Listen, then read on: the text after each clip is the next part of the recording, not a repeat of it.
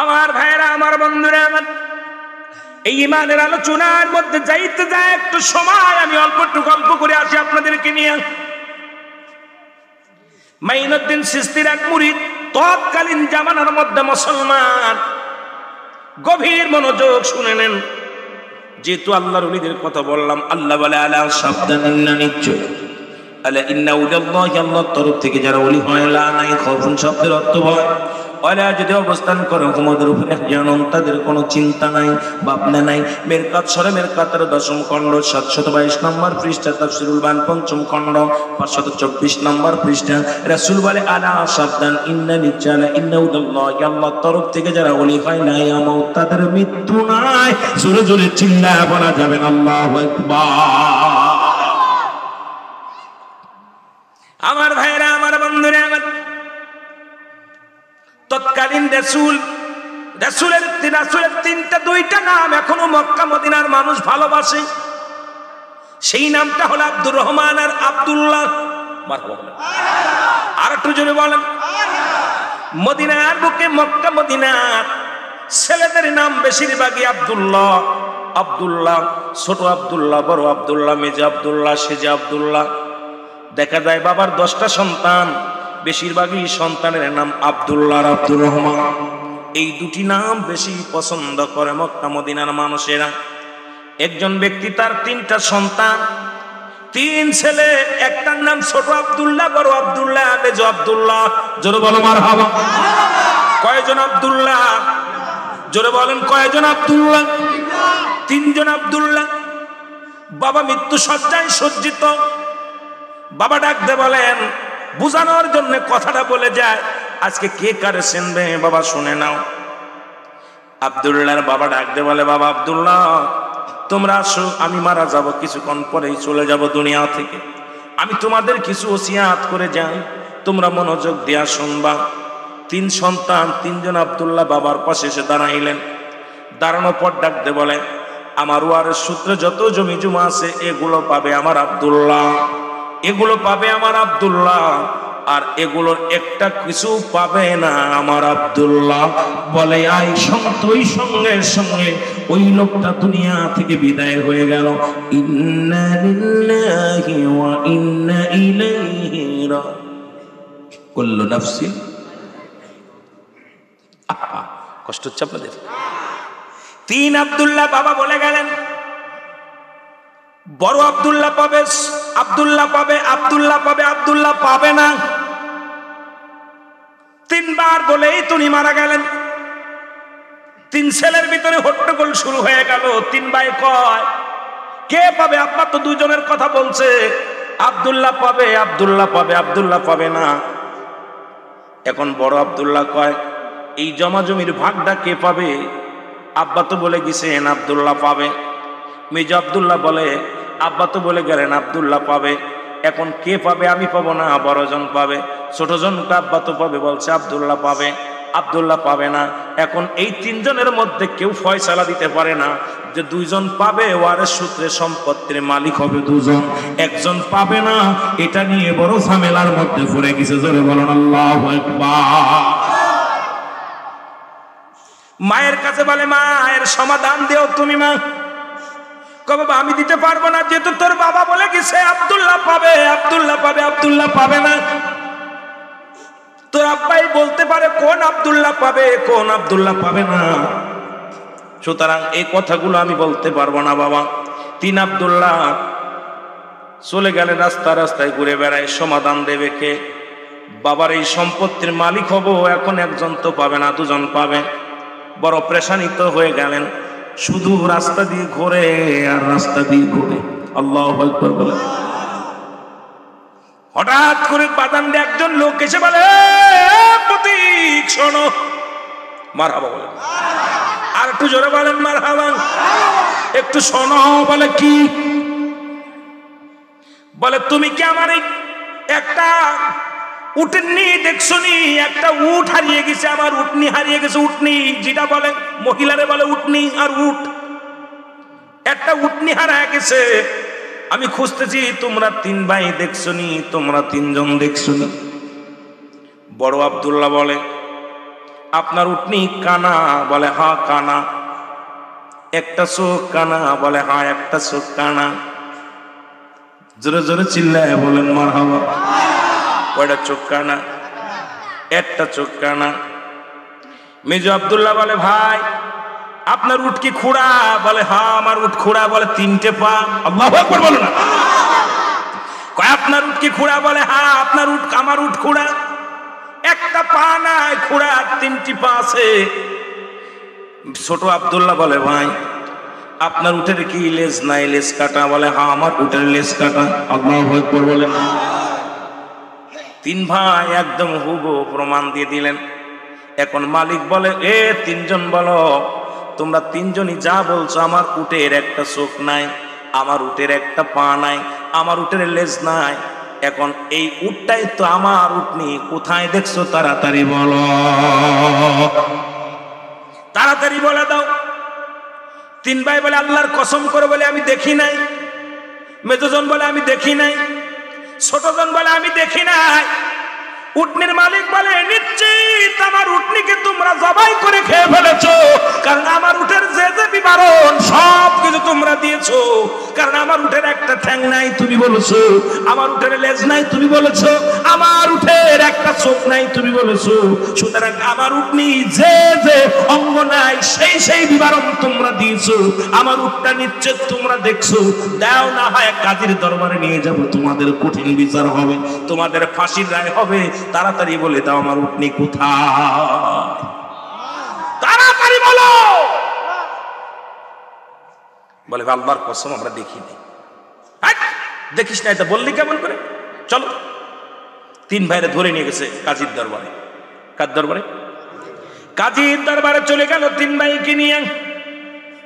তিন ভাইকে নিয়ে কাজীর দরবারে পেশ করলেন। কাজী সাহেব, ও কাজী সাহেব, এই তিন ভাই আমার উঠের বিবরণ দিছে, যে সে আমার উঠের চিনাক্ত যেগুলো সব বিবরণ ঠিক দিছে। নিশ্চিত আমার উটনি এরা তিন ভাই জবাই করে খেয়েছে। তাড়াতাড়ি বলতে বলেন আমার উটনি কোথায়? তাড়াতাড়ি বলে দেন, একটা বিচার করেন। কাজী বলে বাবা, ও বাবা শোনো, তোমরা ওর উট দেখছো নি? আল্লাহর কসম করে বলছি আমি উট দেখিনি। কয় উট না দেখলে উনি যে বিবরণ দিলেন তুমি কেমনে দিলা? বলো হুজুর আমি আন্দাজের পর বলেছি। কয় কেন আন্দাজের পর বললাম? কয় হুজুর আসতেছিলাম দেখি এত সুন্দর ঘাস, রাস্তার পাশে সুন্দর ঘাস, এক পাশের ঘাস খাও আর এক পাশের ঘাস খাই নাই। আমরা বুঝতে পারলাম নিশ্চিত কোনো কানা প্রাণী, কানা পশুটি খাইছে, কারণ এক চোখ দিয়ে এক পাশ চোখ দিয়েছে, যে পাশ দিয়ে দেখছে সেই পাশের ঘাস খাইছে, আর যে পাশ দেখতে পারে নাই সেই পাশের ঘাস খাই নাই। সুতরাং আপনার উট নিয়ে আমি আন্দাজের পর বলেছি, ওই ঘাস দেখে বলেছি নিশ্চিত ওই উটের একটা চোখ নাই, না বলে দুই পাশের ঘাস তোই খেয়ে ফেলবে, এক পাশের ঘাস খেয়েছে। সুতরাং ওই উটটা আমি আন্দাজের পর বলেছি উটের একটা চোখ নাই। জোরে বলো আল্লাহু আকবার। কাজী কয় সাবাস, ঘাস খাওয়া দেখে বলে দিছে। হ্যাঁ আন্দাজের পর বলছে, মানলাম। মেজন্ডা বলে তুমি বলো তুমি কিসের পর বললা? তুমি তার একটা উঠের একটা ঠ্যাং নাই তুমি কেমনে বললা? বলে হুজুর আসতেছিলাম বালুর চর দিয়ে দেখি তিনটা পায়ের ছাপ লেগে আছে, চারটা পায়ের ছাপ নাই। ওই ঘাস খেয়ে আসতেছিল, আমরা দেখলাম তিনটা পায়ের দাগ রয়েছে মাটির মধ্যে, কিন্তু চারটা পায়ের দাগ নাই। এ দ্বারা বুঝতে পারলাম যে প্রাণীটা ঘাস খাইছে ওর তিনটা পা আছে, চারটা পা নাই। ওই আন্দাজের পর বলেছি তিনটা পা, কারণ চারটা পায়ের দাগ দেখি নাই, একটা পা কম। ওই তিনটা পায়ের ছাপ দেখে বলেছি নিশ্চিত যে প্রাণী ঘাসগুলো খেয়েছে সেই প্রাণীর তিনটা পা, একটা পা নাই। জোরে বল আল্লাহু আকবার। কাজী কয় সাবাস, তোর তো বুদ্ধি আছে। তৃতীয় আব্দুল্লাহ বলে তুমি বলো কিসের পর বললা? কিসের পর আন্দাজ করে বললা উটের লেজ নাই? কয় হুজুর দেখলাম কয়েক জায়গা লেদেছে, পায়খানা করেছে। ওর যদি লেজ থাকতো, লেজ দিয়ে বাড়ি মারলে পায়খানাটা ভেঙে যেত, পায়খানাটা সারাই যেত। যে জায়গা লেগেছে ঠিক সেই জায়গায় পড়েছে, একটু ভাঙ্গে নাই। একটু কোনো নষ্ট হয় নাই, লেজটা একই জায়গা পড়েছে। ইয়া দ্বারা বুঝতে পারলাম উটটার মনে হয় লেজ নাই, যদি লেজ থাকতো তাহলে লেজে নাড়া মারতো, পায়খানা ভেঙে যেত। যেহেতু পায়খানাটা ভাঙে নাই, এই জন্য আস্ত পায়খানা দেখলাম। আস্ত ওইটা দেখার কারণে আমি মনে মনে চিন্তা করলাম নিশ্চিত উঠের কোনো লেজ নাই, লেজ থাকলে তো পায়খানাটা এইরকম নষ্ট হয়ে যেত, ভালো থাকতো না, ভেঙে গুড়া গুড়া হয়ে যেত। এটা দেখে আমি অনুমান করেছি উটের মনে হয় লেজ নাই, লেজ নাই। কাজী কয় তোদের মধ্যে এত জ্ঞানী মানুষই তো আমার দরকার। আমি এতদিন রাজ্য পরিচালনা করি, এত জ্ঞানী মানুষ আমার নজরে পড়ে নাই। আয় তোরা 3 ভাই আমার রাজ্যে থাকবি। আর নয় তুই যাও, যাও যাও, যা যা বলছে তো অনুমান করে বলছে, যাও তোমার খুঁজে বেড়াও। লোকটা চলে গেছে। 3 জনরে বলতেছে আমার এই রাজ্য দেখাশোনার দায়িত্ব আমি তোমাদের দিতে চাই, কারণ তোমাদের মতো এরকম জ্ঞানী মানুষ থাকলে আমি জীবনে আমার কেউ পরাজয় করতে পারবে না। তোমরা যেভাবে জ্ঞান খাটায় কথা বলো, আন্দাজের পর যা যা বলছো তাই হয়ে গেছে, সুতরাং তোমাদের আমার দরকার। আব্দুল্লাহ বলে শোনেন, আমরা আপনার রাজ্যে থাকতে আসি না, আমরা একটা বিপদে পড়ে বাইর হয়েছি, বিপদে পড়ে বাইর হয়েছি। আমার বড় ভাইয়ের নাম আব্দুল্লাহ, আমার ছোট ভাইয়ের নাম আব্দুল্লাহ, আমার নাম আব্দুল্লাহ। আল্লাহু আকবার বলেন না। 3 ভাইয়ের নাম আব্দুল্লাহ। আমার আব্বা জান মরণের সময় 3 ভাইকে ডাকলেন, কোথায় রে আব্দুল্লাহ রায়? ডাক দে বললেন আব্দুল্লাহ এই জমাজমির ভাগ পাবে আব্দুল্লাহ, জমাজমির ভাগ পাবে আব্দুল্লাহ। আমার ওয়ারিস সূত্রের জমি জমার মরা সম্পদ পাবে আব্দুল্লাহ। আব্দুল্লাহ পাবে না, 2 বার বলছে পাবে, 1 বার বলছে পাবে না। এখন 3 ভাইয়ের মধ্যে আমাদের ঝামেলা বাজছে, কে পাবে না, কোন 2 জন পাবে, এটা নিয়ে ঝামেলার মধ্যে আছি। এটা সংশোধনের জন্য, এটা একটা পরামর্শের জন্য, এটা একটা সুরার জন্য আমরা ঘর থেকে বাইরে হয়েছি, কোনো মানুষ পাই না, কারোর কাছ থেকে সমাধান পাই নাই, বড় কষ্টের মধ্যে আছি। কাজী কয় রে বাবা এ তো বিশাল বড় বিপদের মধ্যে তোমরা আছো, জোরে জোরে বলো আল্লাহু আকবার। এ তো সেই উটের চাইতো ভেজাল, এর সমাধান কি দিবে? তবে থাকো বাবা, দেখা যাক তোমাদের সমাধান দিয়ে দিব। তবে আজকের দিনটা থাকো, আগামীকাল সমাধান দিব। রাতের বেলা বললেন আমি তোমাদের মেহমানদারি করাতে চাই। মেহমানদারি করাইলেন, আল্লাহু আকবার বলো। মেহমানদারি করাইলেন। এ যুবক বন্ধুরা শোনো, গোস্ত রান্না করে আনলেন 1 পাতিলে, অনেকগুলো রুটি বানায় আনলেন, দিয়া দিলেন। এটা দিলেন কাজী সাহেব, দিয়ে পাঠাইলেন খাবারের জন্য। বড় আব্দুল্লাহ কয় খবরদার গোস্ত খাস না, এটা সাধারণ গোস্ত না, এটা উটের গোস্ত না, বকরির গোস্ত না, এটা হলো কুকুরের গোস্ত। জোরে জোরে বলো আল্লাহু আকবার। বড় আব্দুল্লাহ বলে এটা নিশ্চিত কুকুরের গোস্ত, এটা খাওয়া যাবে না। কিসের গোস্ত? জোরে বলেন কিসের গোস্ত? কুকুরের গোস্ত, এটা খাওয়া যাবে না। মেজো আব্দুল্লাহ বলে এই রুটি যিনি বানাইছে সে নিশ্চিত একটা গর্ভবতী মহিলা, এই রুটিগুলো যিনি বানিয়ে দিয়েছে তিনি গর্ভবতী মহিলা। জোরে বলেন আল্লাহু আকবার। ছোট আব্দুল্লাহ বলে নিশ্চিত এই খাবারগুলো যিনি দিছে সে সাধারণ মানুষ না, সে যারও সন্তান। নাউজুবিল্লাহ বলেন না। আমাদের যে খাবার দিছে এটা অবৈধ সন্তান। এই 3টা কথা বসে রয়েছেন। কাজী এসে দেখে খানা খাই নাই, 3 ভাই বসে আছে। ডাকতে বলে তোমরা খানা খাওনি কেন? বলে হুজুর আপনি বলেন, আপনি কাজী, আপনি বলেন এই গোস্তটা কোনো কি পশুর, এটা কুকুরের গোস্ত কি না? বলে বাবা আমি বলতে পারি না এটা কুকুরের গোস্ত কি না, আমি ভিতর থেকে জানতে হবে। মেজোজন বলেন। দ্বিতীয় আব্দুল্লাহ বলে হুজুর এই রুটিগুলো একটা গর্ভবতী মহিলা শেখছে, বলেন এই রুটিগুলো বানাইছে একজন গর্ভবতী মহিলা। এইটা আমি বলতে পারি না। ছোট আব্দুল্লাহ বলেন। 3 নাম্বার আব্দুল্লাহ বলে হুজুর এই খাবার আমাদেরকে যিনি দিছেন সে নিশ্চিত একজন অবৈধ সন্তান। জোরে জোরে চিল্লায় বলা যাবে না আল্লাহু আকবার। কাজী মনে মনে খুব রাখছে, খাবার দিছি আমি, আমারে কয় অবৈধ সন্তান, কত বড় বেয়াদব। দাঁড়াও, তোমাদের কথা যদি ঠিক হয়, কারণ তোমরা উটের বিবরণ দিছো ঠিক হয়েছে, দাঁড়াও। এই জন্য আগে তোমাদের সমাধান দিব না।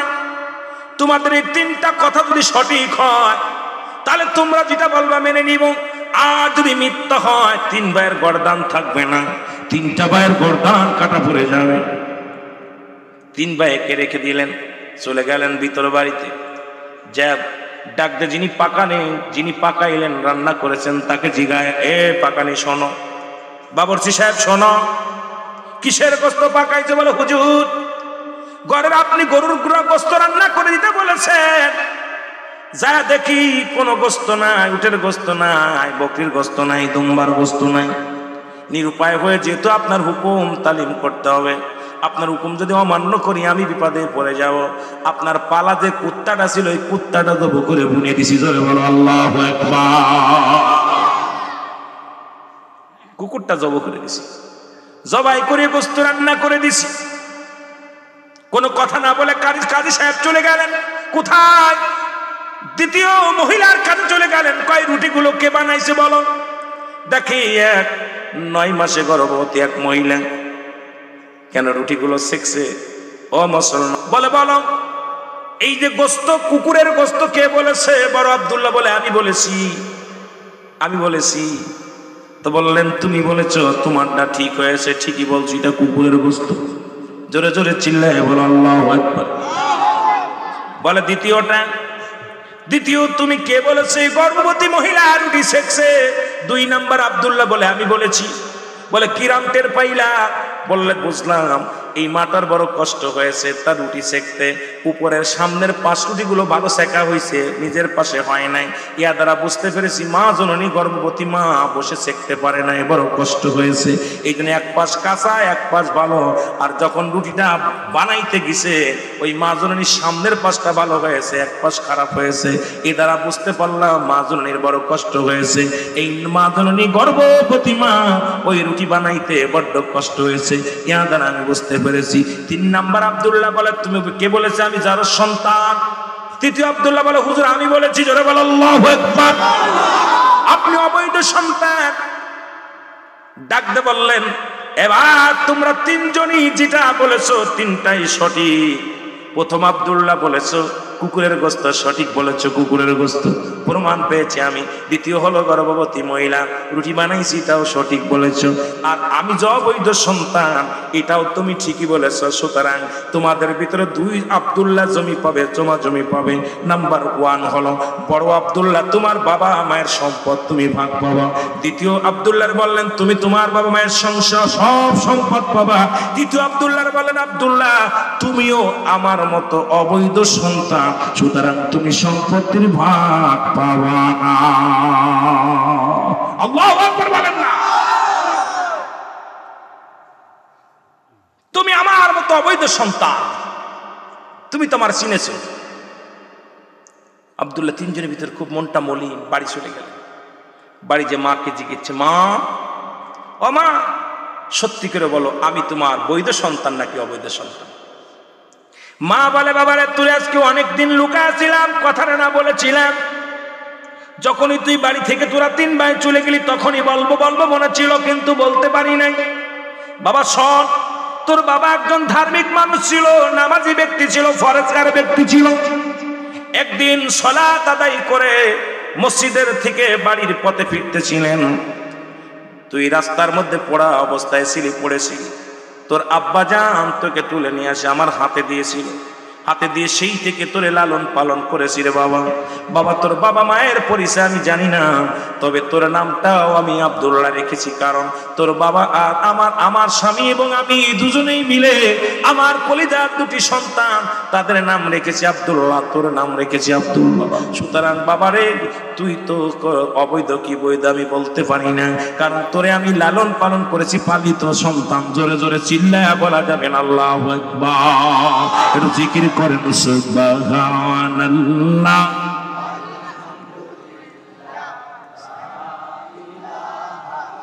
ইল্লাল্লাহ বলেন সুবহানাল্লাহ। লা ইলাহা লা ইলাহা ইল্লাল্লাহু লা ইলাহা। এটা ফোন দিয়ে দেবে। ও মুহাম্মাদুর রাসূলুল্লাহ সুবহানাল্লাহ।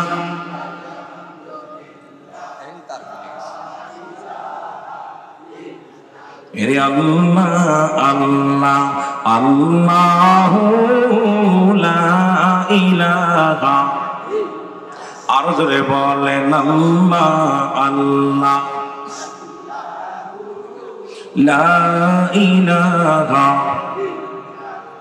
গুনাহগারের গুনাহ ঝরে অনবী দেখিলে তোমায়,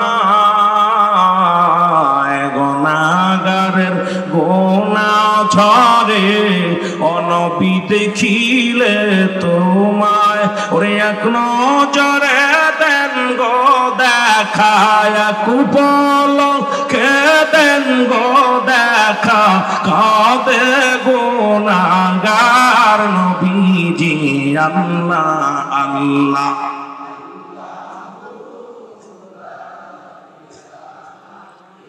মহব্বত বলেন আল্লাহ আল্লাহ।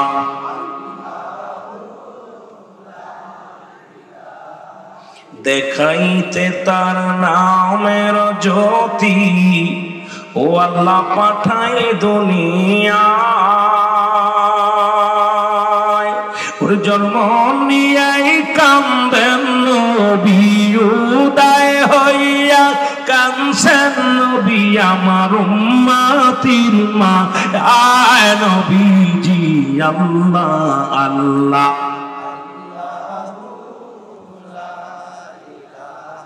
আরো জোরে বলেন আল্লাহ আল্লাহ।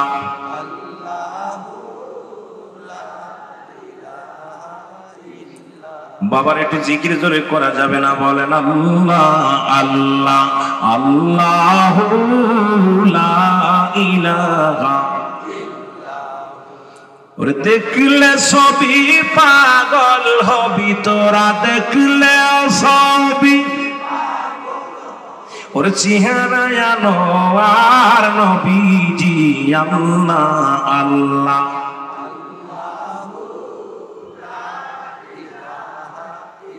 এ মুসলমান গভীর মনোযোগ, সমাধান হয়ে গেল গো।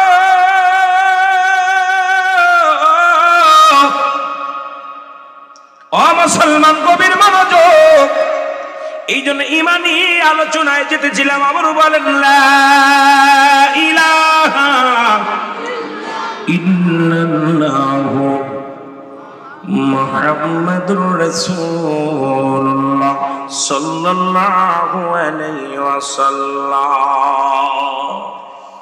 লা ইলাহা ইল্লাল্লাহু মুহাম্মাদুর রাসূলুল্লাহ। আল্লাহুম্মা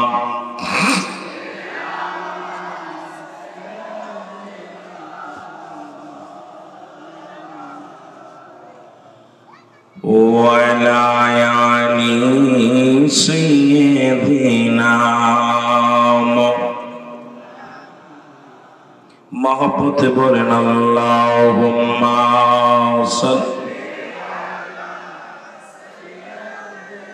বাদান রে। এই রকম যদি ঈমান আনতে হতো, এই রকম পরিস্থিতি যদি আমার বাংলাদেশের মানুষের হতো, আমার বিশ্বাস আমরা 99% মানুষ ঈমান আনা কষ্ট হয়ে যেত। জোরে বলেন ঠিক কিনা? একটা রাত জান্নাতের বাগানে বসবে, 1 ঘন্টা 1/2 ঘন্টা বসা পরে মোড়া মোড়া ছেড়ে দেয়, কষ্ট হয়ে যায়। প্রস্রাব, ডায়াবেটিস, কষ্ট নিবেন না। বড় কষ্ট হলো যদি এইরকম জমি জমা সারা লাগতো, ক্ষুধার্ত অবস্থায়, দুপুরে অনেকে খানা খান নাই, রাত্রে আর নামাজই পড়ে না, দ্যাট ক্ষুধা লাগছে আর পড়বো না। কিন্তু যে ব্যক্তি সব কিছু ত্যাগ করে আল্লাহকে পাওয়ার জন্য যে ব্যক্তি পাগল হলো, আমাকে তারই আলোচনা করতে বলেছেন। বলে কর্তৃপক্ষ বলছে ভাই হযরত বিলাল রাদিয়াল্লাহু তাআলার একটু আলোচনাটা করবেন। কিন্তু ইশকের মধ্যে যাওয়ার পর দেখলাম এই কালেমার ওয়াজ যদি করি রাত শেষ। এই কালেমা ঈমানের জন্য, এই জন্য মানব জীবনের অমূল্য সম্পদের নাম হলো ঈমান। সুবহানাল্লাহ বলেন। মানব জীবনের অমূল্য সম্পদের নাম কি? ঈমান। আর ব্যক্তির জীবনের অমূল্য সম্পদের নাম হলো রূহ। সুবহানাল্লাহ বলেন না? এই দুইটা বিষয়, একটা হলো রূহবিহীন, বডির কোনো মূল্য নাই, বডির কোনো মূল্য নাই রূহবিহীন। রূহ নাই। আল্লাহর কসম করে বলি, আপনি দেখবেন, এটা আপনারা ভালো করে বুঝবেন, কসম খাওয়া ঠিক না, তারপরে বলতেছি যে রূহ, এই মানব দেহের অমূল্য সম্পদের নাম কি? ব্যক্তির জীবনের অমূল্য সম্পদের নাম কি? রুহু। রুহু নাই, আপনার বডিটা দেখতে ভালো কিন্তু একটা চোখ নাই, কান নাই, হাত নাই, পা নাই, রুহুটা আছে, এই বডিটার দাম আছে। যেটা বলেন ঠিক কিনা? অনেক ভাইরা 1 বছর 2 বছর বাবা মা বিছনায় পড়ে আছে, হাসপাতালে পড়ে আছে, তার বিদায় করেন যতক্ষণ পর্যন্ত দেহের মধ্যে রুহু আছে। যেরকম ঠিক কিনা? রুহুটা থাকার কারণে বাতাসটা ঢুকছে, বাইর হয় নাই, বাইর হয়েছে আর ঢুকছে না। বডি দেখতে ভালো, হাত পা সব ঠিক আছে। 16 বছর 18 বছরের মানুষ, শিশু মাসুম বাচ্চাগুলো যখনই নিঃশ্বাস ত্যাগ হয়ে গেছে, ঢুকছে আর বাইর হয় নাই, বাইর হয়েছে আর ঢোকে নাই, ওই বডির আর কোনো মূল্য নাই। সকালবেলা মসজিদুল হাম পড়ে যাবে রুহুল আমিন সিদ্দিকের লাশ। কার লাশ? যেটা বলেন কার লাশ? আপনাদের মাইকে এলান পড়ে যাবে, বলবে অমক সময় অমক ব্যক্তি ইন্তেকাল করেছে, মরহুমের জানাজা সকাল 10টায় হবে, কি হবে? মসজিদের সামনে অনুষ্ঠিত হবে। জোরে বলেন ঠিক কি না? খালি নিঃশ্বাসটা ত্যাগ হওয়ার সঙ্গে সঙ্গে তাজা মানুষ হয়ে গেল মরহুম। তদ্রূপ মানব জীবনের অমূল্য সম্পদের নাম ঈমান। জোরে বলেন মারহাবা। ঈমানবিহীন কোন আমলের মূল্য নেই। আরো জোরে বলেন আল্লাহু আকবার। ঈমানবিহীন কোন আমলের মূল্য নেই, সেই ঈমানের আলোচনা হবে আমার বাবারা। ঈমানবিহীন কোন আমলের মূল্য নাই। ঈমান এবং আমল দুইটা বিষয়, একটা হলো ঈমান আর একটা হলো আমল। আমল একটা আর ঈমান একটা, দুইটা জিনিস কিন্তু দুইটা ধারায় চলছে। আমল বলতে বোঝায়, আমল যেটা, নামাজ পড়ছেন এটা আমল, হজ করছেন এটা আমল, যাকাত দিছেন এটার নাম আমল, কুরবানি করছেন এটার নাম আমল, দাড়ি রাখছেন এটার নাম আমল, দান সদকা করেছেন এটার নাম আমল, এই মাহফিলে এসে শুনছেন এটার নাম আমল, টুপি মাথায় দিছেন এটার নাম আমল। এখন ঈমানের দরকার। ঈমান হলো নবী মুহাম্মদুর রাসূলুল্লাহ সাল্লাল্লাহু আলাইহি ওয়াসাল্লাম। জোরে চিল্লায় বলো মারহাবা। আরো জোরে বলেন। কথা বোঝেন? কথা বোঝেন? তাহলে আপনার ঈমান আছে অনেক। আমাদের দেশে এই দুইটা দোষ এখন দেখতেছি, একটা হলো ঈমান, একটা হলো আমল। দেখা যায় কিছু মানুষের ভিতরে ঈমান আছে, আমল নাই, আবার কিছু মানুষের মধ্যে আমল আছে, ঈমান নাই। ঠিক কি না? কিছু মানুষ আমল ভালো কিন্তু ঈমান নাই। দেখা যায় দাড়ি টুপি জুব্বা পাগড়ি সব, তার মধ্যে নবী আছে, নবীর নামটা শুনলেই কেন যেন মুখটা বেজার হয়ে যায়। রাসূলুল্লাহর নাম শুনলেই কলিজার মধ্যে আগুন ধরে যায়। জোরে বলেন ঠিক কিনা? কথা বলেন না কেন? এদের ভিতরে আমল, ঈমান নাই। আর ঈমান না থেকে আমল করলে ওই আমল লাভ নেই। আপনার নামাজ রোজা হজ যাকাত সবকিছু বরবাদ হয়ে যাবে যদি ঈমান নামের বস্তুটা থাকে। আগে আনতে হবে ঈমান, আর সেই ঈমান আনতে হলে অবশ্যই ঈমান এনে যখন আপনি আমল করবেন, আল্লাহর নৈকট্য হাসিল করা আপনার জন্য সহজ হয়ে যাবে। জোরে বলেন ঠিক কিনা? আরো জোরে বলেন ঠিক কিনা? কিন্তু দুঃখের বিষয়, অনেক মানুষ আমলের মধ্যে খুব ভরপুর, ঈমান নাই। আপনাদের এলাকাও আছে, আমাদের এলাকাও আছে, সারা বাংলাদেশে আছে। কথা বুঝেন? নবীজির নাম শুনলেই তাদের কলিজার মধ্যে, গায়ের মধ্যে চুলকানি রোগ বেড়ে যায়। জোরে বলেন ঠিক কিনা? আল্লাহ আমাদের বোঝার তৌফিক দান করুন। জোরে বলেন আমিন। আমি কাউকে কষ্ট দিতে আসি নাই, কাউকে দুঃখ দিতে আসি নাই, কারণ কাউকে আঘাত করতে রাজি নয়। কারণ ঈমানই আওয়াজ। ঈমানটা হলো কালেমা, নামাজ রোজা হজ যাকাত, ইসলাম ঈমান ইহসান কালেমা, আপনার শরীয়ত তরিকত হাকিকত মারিফাত, আগুন পানি মাটি বাতাস। জোরে জোরে চিল্লায় বলেন মারহাবা। আর একটু জোরে বলেন মারহাবা। আমরা যদি বলি খালি মাটির তৈরি মানুষ, প্রচন্ড ভুল করব। মানুষকে 4টা রং দিছে, একটা কি আগুন পানি মাটি বাতাস। কয়টা দিছে? জোরে বলেন কয়টা? 4টা রং আপনার ভিতর দিয়া। কয়টা রং? জোরে বলেন কয়টা রং? আগুন পানি মাটি বাতাস। এখন আমরা খালি কই মাটির মানুষ, মাটির মানুষ। আরো তো 3টে মিশ্রিত আছে। এই জন্য দেখবেন ওই 3টা 4টা রং যখন দেখবেন যাদের নসিবে পানির ভাগটা বেশি পড়ছে, পানির কাজ হলো নিচে মোহ গড়ানো, পানি হলো নিচে মোহ গড়া। দেখবেন জান্নাতের বাগান তারা ভালো কাজ চেনেন। বাজারে গেলেও একটা পিছন পিছন করে, কারণ ছেঁচড়ামি ভাব। পানির কাজ দেখে নিচে মোহ। সকালবেলা উজু করবেন উঁচু জায়গায় দেখবেন গোড়ায় গোড়ায় পানিগুলো নিচের দিকে চলে যায়, উপর মোহ যায় না। যেরকম ঠিক কিনা? পানির কাজ কি? নিচের দিকে গোড়ায়। আমাদের মুসলমান আমল করি কিন্তু ওই নিচের দিকে, কারণ ওদের অবস্থা খুব খারাপ। চিন্তা করে আজ করবো না, কাল করবো, কাল করবো না, পশু করবো, পশু করবো, তশু করবো, করতে করতে সময় শেষ। আর একটা দেখবেন বাতাস। এই বাতাসের ভাগটা যাদের নসিবে বেশি, দেখবেন ওরা এক জায়গায় বসতে পারে না। মসজিদে গেলে সালাম ফিরে মারে দৌড়। ঠিক কি না? ইমাম সাহেবরা ভালো বলতে পারে। নামাজ জুম্মার দিনে যদি খুতবা 2 রাকাত নামাজ পড়ে আজুদর কালুদর সালাম আসসালামু আলাইকুম আসসালাম এইটুক আসসালা কোয়ার সঙ্গে সঙ্গে মনে হয় দৌড় পিছন থেকে সরে গেছে, যেরকম ঠিক কিনা? এই বাতাসের ভাগ যাদের ভাগ্যে বেশি, ওরা ভালো কাজে বসতে পারে না। দেখবেন মসজিদে যে উজবিস করে, মাহফিলে গেলে বসতে পারে না, দিনে আলোচনা হলে বসতে পারে না, ভালো জায়গা ওদের কাজে উড়ে বেড়ায় না। দেখবেন এই বাজারে এক জায়গায় রাস্তাঘাটে দূরে দূরে পড়েছে, দেখবেন এই জায়গায় ওই জায়গা ওই জায়গায় টোটো করে বেড়ায়, বুড়া হয়ে গেছে তাও টোটো করে বেড়ায়, যেরকম ঠিক কিনা? হাঁটতে পারে না, লাথি ভর দিয়ে ঠুক ঠুক ঠুক করতে করতে চলে যাচ্ছে, যেরকম ঠিক কিনা? বাতাসের কামড়ে উড়ে বেড়ানো, এক জায়গায় বসতে পারে না। আরটা দেখবেন আগুন, এই আগুনের ভাগটা যাদের নসিবে বেশি, এদের রাগ বেশি, মেজাজ বেশি। ভালো কথা বলবেন, চাচা কই যাচ্ছ, তোর কাজ করতে হবে নাকি রে, ঠিক কিনা? এই আগুনের ভাগটা যাদের বেশি পড়ছে, এদের মেজাজ করা। বুড়ো হয়ে গেল, এখন মেজাজ দেখলে এমন অবস্থা হয় বাবা, মানুষ কয় তুমি বুড়ো হয়ে গেছো, তোমার তো জুত কমে নাই, যেরকম ঠিক কিনা? আছে না বাবা? এই আগুনের ভাগটা যাদের নসিবে বেশি, এদের মেজাজ খারাপ, রাগ বেশি শরীরে, তারা উত্তেজিত বেশি, এখন হট্টগোল করে বেশি। আর একটা হলো মাটি, এই মাটি হলো সবচেয়ে প্রিয় খাঁটি। দেখবেন কোনো ছেলে মেয়ে যদি ভালো হয়, কয় কার মেয়ের মাটির মতো, জোরে বলেন ঠিক কিনা? কার ছেলের মাটির মতো, কারণ মাটিটা নড়ে কম, মাটিটা নড়ে কম, এই জন্য মাটির আকৃতি আমাদের মানুষ, প্রতিটা মানুষের মাটির এই গুণটা আমাদের ধরা উত্তম, জোরে বলেন ঠিক কিনা? তাহলেই উত্তম আমরা হতে পারবো। এই জন্য আমাদের দেখবেন ওই মাহফিলে আসলে উঠাউটি করে, মসজিদে গেলে উঠাউটি করে, কারণ ওই যে ওদের ভাগ্যে তো আছে ওই অবস্থা এরকম। আবার একটু কথা বসবো না তো, তোর কি, রাগ বেশি শরীরে, জোরে কোন ঠিক কিনা? আল্লাহ বুঝার তৌফিক দান করুন, জোরে বলেন ঠিক কিনা? শরিয়াত, শরিয়াত, তরিকত, হাকিকত, মারেফাত। এখন শরিয়াত, তরিকত, তরিকত হলো এই ঠাকনু থেকে শুরু করে পা পর্যন্ত এটা হলো তরিকত, এরপরে হাঁটু থেকে শুরু করে নাভি পর্যন্ত এটা হলো মারেফাত, এখান থেকে পর্যন্ত হাকিকত, আর মাথা থেকে গলা থেকে শুরু করে মাথা পর্যন্ত এটা হলো শরিয়াত। সুবহানাল্লাহ বলেন না? এই যে ভাগ করছে, প্রতিটা ভাগ, এই ভাগগুলো আমাদের দেখতে হবে। এইগুলো শরিয়াতের জন্য, তরিকাতের জন্য, হাকিকতের জন্য, মারেফাতের জন্য। আমাদের প্রায় শরিয়াত ছেড়ে দিলে যে ব্যক্তি কাফের, তরিকাত ছেড়ে দিলে সে ব্যক্তি, যে ব্যক্তি মারেফাত ছেড়ে দিবে সে ফাসিক। সুতরাং আমাদের অধিকাংশ মানুষই তরিকাও মানি না, হাকিকত মানি না, তরিকাতও মানি না, মারেফাতও মানি না। কোন জগতে আসলাম আল্লাহই ভালো জানে। জোরে জোরে চিল্লায়ে বলুন আল্লাহু আকবার। আর একটু জোরে বলুন আল্লাহু আকবার। একটু মহব্বতের সঙ্গে দুরূদ শরীফ পড়েন, আল্লাহুম্মা